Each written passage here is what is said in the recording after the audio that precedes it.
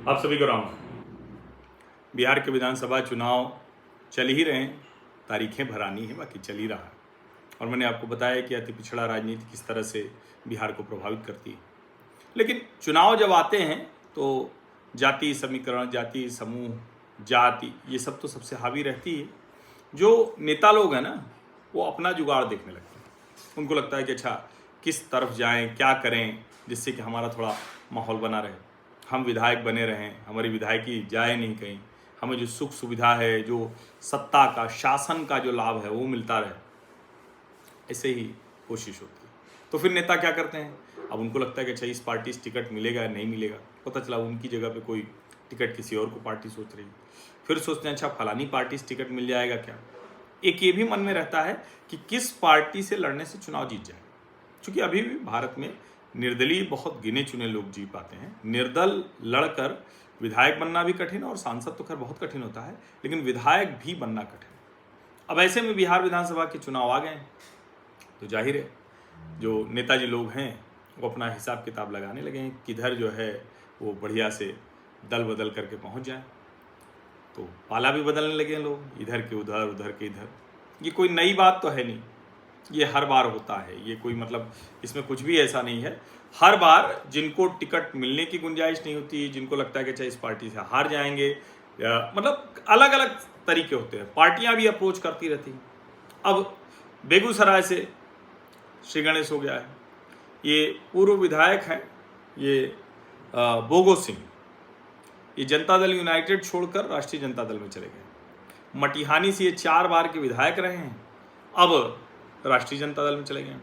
2005 में निर्दलीय चुने गए थे, फिर 10 और 15 में जनता दल यूनाइटेड से विधायक बने। 2020 में ये हार गए थे लोक जनशक्ति पार्टी के राजकुमार सिंह से। तो अब लोक जनशक्ति पार्टी जो है वो यहाँ चाहे तो दावा कर सकती है। अब राजकुमार सिंह जदयू में शामिल हो गए, जनता दल यूनाइटेड में, तो मोटा मोटा है कि टिकट अब उन्हीं को मिलेगा।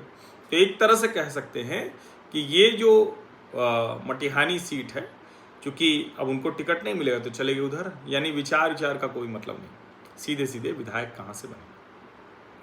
कैमूर जिले में भाजपा के 2 पूर्व विधायक, उन्होंने तेजस्वी यादव की मौजूदगी में राष्ट्रीय जनता दल ज्वाइन कर लिया। ब्रिज किशोर बिंद हैं चैनपुर से, और निरंजन राम है मोहनिया से। अब वैसे तो जाहिर है कोई भी जाता है तो झटका होता ही, लेकिन क्या राजनीतिक समीकरण के लिहाज से इन दोनों विधायकों की इतनी स्थिति है कि वो जाएंगे तो उससे 2 पूर्व विधायकों की इससे कुछ हो जाएगा, और चूंकि पूर्व विधायक। अब इसके अलावा भी कई लोग हैं जो बिहार में पाला वाला बदल रहे हैं। अब आप लोग भी सुनिए, बताइए, क्योंकि मैं तो खबर के लिहाज से बता रहा हूँ। आप बताइए इन सीटों पर जो ये खबरें मैं पढ़ रहा हूँ, इनका कितना असर है, क्या है, आप मुझे बताइए उसको। डॉक्टर अच्युतानंद हैं, ये लोक जनशक्ति पार्टी रामविलास छोड़कर कांग्रेस में शामिल हो गए, महनार से टिकट चाहते हैं।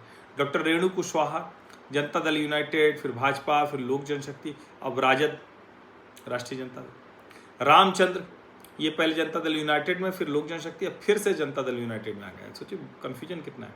विनोद कुमार सिंह, ये एमएलसी रहे हैं जनता दल यूनाइटेड से, अब कांग्रेस के टिकट पर चाह रहे हैं, फूलपरास से टिकट मांग रहे हैं, मतलब चुनाव लड़ने की इच्छा है। डॉक्टर अशोक राम, ये कांग्रेस के वरिष्ठ नेता हैं, 6 बार के विधायक हैं, लेकिन अब देखिए इनको क्या है, इनको जनता दल यूनाइटेड ठीक लग रहा है। तो ऐसा नहीं, कोई एक धारा नहीं दिख रही, हर तरफ लोग इधर उधर जा रहे हैं। और इसीलिए ये लग रहा है कि ये वो वाला मसला नहीं है कि चले गए तो नुकसान करेंगे, ये वो वाले हैं जो अपने फायदे के लिए इधर से उधर जा रहे हैं। अब डॉक्टर रविंद्र चरण यादव, ये भारतीय जनता पार्टी छोड़कर कांग्रेस में चले गए अभी 4 अगस्त को। तेजस्वी यादव ने उन्होंने क्या कहा, उन्होंने कहा कि नेताओं का दल बदलना तो बड़ा स्वाभाविक सी प्रक्रिया है, जो सामाजिक न्याय की विचारधारा में विश्वास रखते हैं वो हमारे साथ आएंगे। तो एक तरह से दोनों तरफ से उनको पता तो ही है कि क्या स्थिति है। अब जनता दल यूनाइटेड और नीतीश कुमार, वो इसका कितना नुकसान होगा, बार बार ये कहा जाता है कि भाई उनका अवसान हो रहा है। तेजस्वी कोशिश क्या कर रहे हैं, कांग्रेस भी कोशिश कर रही है, किसी भी तरह से ये हो जाए कि नीतीश कुमार की राजनीति अब खत्म हो जाए। अब जनता दल यूनाइटेड वो तो ऐसा मानती नहीं, और हर कोई ये जानता है कि किसी एक नेता के या कुछ लोगों के आने जाने से बहुत फर्क नहीं पड़ता। चुनाव के समय में बड़ी स्वाभाविक सी प्रक्रिया है। अब जाहिर है भारतीय जनता पार्टी, उनके लिए भी एक बड़ी चुनौती होगी अगर उनके लोग निकल कर जा रहे हैं। लेकिन ओवरऑल देखें तो अभी तक कोई ऐसा बहुत बड़ा नहीं दिखता है कांग्रेस भले कह रही है कि आने वाले दिनों में सत्ता पक्ष के कई नेता इधर आएंगे महागठबंधन में। अब ये कोई लहर जैसी तो वहाँ है नहीं, और लहर दिख भी रही है तो वो तो इधर ही दिख रही है, क्योंकि बहुत सलीके से जो कहते हैं कि राजनीतिक तौर पर जो आप उसको जो भी कहे, घोषणाएं जो हो रही वो लोगों के उसको कहें कि सीधे असर करने वाली उनके ऊपर। अब ऐसे में क्या इस तरह के लोग जो इधर से उधर जाएंगे उसका कुछ असर होगा? हाँ, ऐसी जो स्थितियां होती हैं इसमें चुनावी तौर पर, क्षेत्रीय तौर पर नुकसान होता है, समझ रहे हैं ना? तो क्षेत्रीय तौर पर तो इसका असर पड़ता है, पूरे राज्य पर तो कोई इतना बड़ा नेता होता नहीं, वो तो नेता वही है। तो अभी देखने वाली बात होगी, लेकिन इसका सीधा सा मतलब ये है कि रस्साकशी बहुत ज़्यादा है, और जब दोनों तरफ से विधायक, पूर्व विधायक लोग छोड़ रहे हैं तो अपने लिए तो जाहिर है इसका एक मतलब ये भी होता है कि मुकाबला कड़ा है। हालांकि मेरा ये मानना है कि ये जो 10,000 सीधे खाते में देकर वो काम खड़ा करने के लिए, तो इसने बहुत कुछ माहौल भाजपा नीतीश के पक्ष में कर दिया। देखते हैं क्या हो, दल बदलू कितना खेल करेंगे, ये भी देखने वाली बात होगी। आप सभी का बहुत बहुत धन्यवाद। सब्सक्राइब अवश्य कर लीजिए, नोटिफिकेशन वाली घंटी दबा दीजिए, लाइक का बटन दबा दीजिए, अधिक से अधिक लोगों तक इस वीडियो को पहुंचा दीजिए। और जरा सोचिए आप भी कि दल बदलुओं को वोट देना चाहिए या नहीं देना चाहिए। सोचिए जरा, दल बदलू को हराइए जरा। हाँ, किसी की जेन्युइन वजह हो, किसी को पार्टी उनकी एकदम से किनारे कर रही हो, उनकी ताकत बहुत हो, तब उनको ज़रूर जिता कर भेजिए। ये भी संदेश पार्टियों को देना जरूरी था, लेकिन भले लोगों को जिताइए। बिहार में इसकी बड़ी ज़रूरत है। आप सभी का बहुत बहुत धन्यवाद।